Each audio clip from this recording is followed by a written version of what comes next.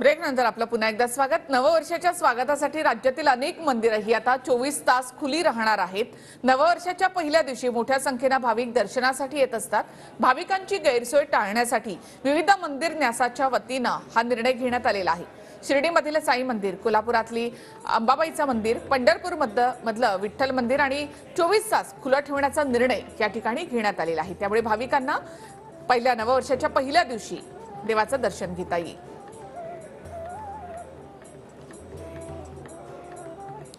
तर 31 तारखेला साईबाबांचं मंदिर हे 24 तास खुलं राहणार आहे।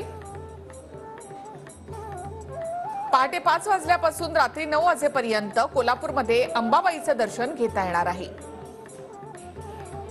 तर तुळजापूरमध्ये तुळजाभवानी मातेचं दर्शन मंदिर हे रात्री 11 पर्यंत खुलं असेल। 1 जानेवारीला रात्री 1 वाजल्यापासून दर्शन घेता येईल। तर पंढरपूरमध्ये विठ्ठल मंदिर रात्री 11 वाजेपर्यंत खुलं राहणार आहे। शेगावमध्ये गजानन महाराज मंदिर हे दर्शनासाठी 24 तास खुलं असेल। नाशिकमध्ये सप्तशृंगी मंदिर 31 तारखेला 24 तास खुलं राहणार आहे।